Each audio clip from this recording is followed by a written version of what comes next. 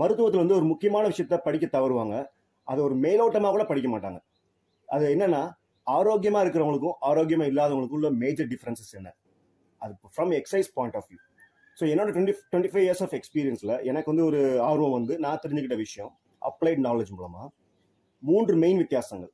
ஆரோக்கியமாக இருக்கிறவங்க அவங்களுக்கு வந்து எக்ஸசைஸ் கெப்பாசிட்டி, அவங்க வந்து நிறைய எக்ஸசைஸ் செய்ய முடியும், சின்ன டைமில் செஞ்சு முடிக்க முடியும் அந்த எக்ஸசைஸ் எல்லாத்தையுமே. ஆரோக்கியமாக இல்லாதவங்களால அந்த எக்ஸசைஸ்லாம் செய்யவே முடியாது. அப்படியே செய்ய ட்ரை பண்ணாலும் அவங்களுக்கு ரொம்ப டைம் எடுத்து முடிப்பாங்க. ரெண்டாவது டிஃபரன்ஸ் வந்து ஆரோக்கியமாக இருக்கிறவங்க அவங்களுடைய எக்ஸசைஸ் வந்து அவங்க எக்ஸசைஸ் பண்ணும்போது அவங்க மசில்ஸ் இந்த உடம்பு இதெல்லாம் வந்து டயர்ட் ஆகாது ஈஸியாக. ஆரோக்கியமாக இல்லாதவங்களால அந்த எக்ஸசைஸ் டாலரன்ஸ் வந்து ரொம்ப கம்மியாக இருக்கிறனால ஈஸியாக டயர்ட் ஆகிடும். தேர்ட் டிஃபரன்ஸ் வந்து ஆரோக்கியமாக இருக்கிறவங்களுடைய மசில்ஸ் பாடி டயர்டானா கூட சீக்கிரம் ரெக்கவர் ஆகிடும்.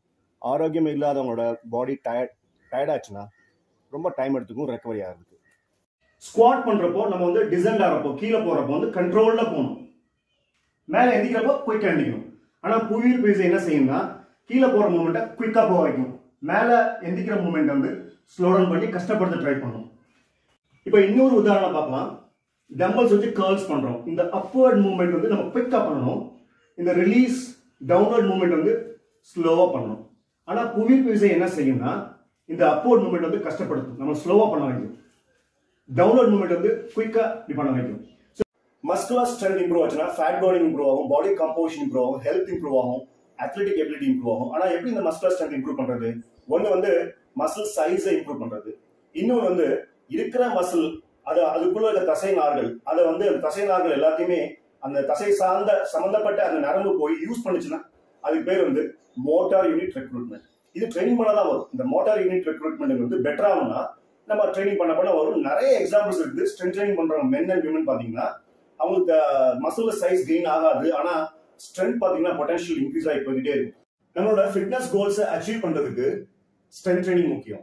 அந்த ஸ்ட்ரென்த் ட்ரைனிங் வந்தாச்சுன்னா வெயிட் லிஃப்டிங் முக்கியம். இந்த வெயிட் லிஃப்டிங்ல ஒரு கான்செப்ட் இருக்கு, அது வந்து ரெபெடிஷன் ஸ்டில் ஃபெயிலியர்.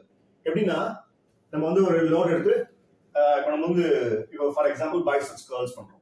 இப்போ வந்து இந்த மசில் டயர் ஆகிற வரைக்கும், கம்ப்ளீட்டா எக்ஸாஸ்ட் ஆகிற வரைக்கும், ஃபெட்டிக் ஆகிற வரைக்கும் நம்ம பண்ணணும். அப்படி பண்றது பண்ணலாம். பெர்ஃபெக்ட்டா நம்ம ப்ராப்பர் கண்ட்ரோல் இருந்துச்சுன்னா அத்தனை ரெபிடேஷன்ஸும் நம்ம டயர் ஆகிற வரைக்கும் பண்ணா பிரச்சனை இல்லை.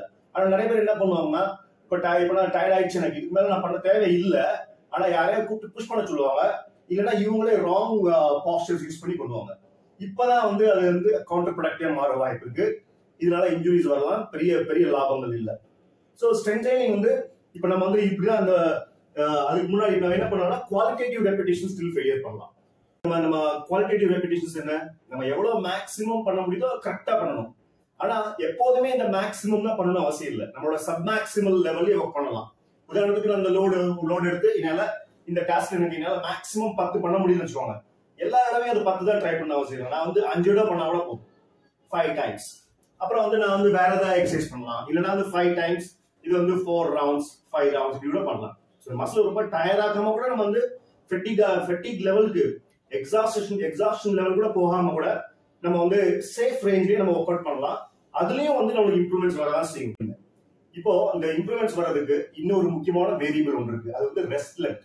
இப்போ நீங்க பண்ற நான் சொன்ன இந்த பிரின்சிபிள் இப்படி பாத்தீங்கன்னா உங்களுக்கு டயர் ஆகாது ஈஸியா. ஸோ ஒரு அப்ப என்ன பண்ணலாம்னா அடுத்த ஒர்க் அவுட் போறப்போ ரொம்ப ரெஸ்ட் எடுக்கக்கூடாது, அந்த ரெஸ்ட் லென்த்தை கம்மி பண்ணிக்கணும். அப்படி பண்ணும்போது உங்களுக்கு ஃபியூச்சர்ல என்ன ஆகும்னா ஒரு 3 அவுட்கம்ஸ் வர வாய்ப்பு இருக்கு.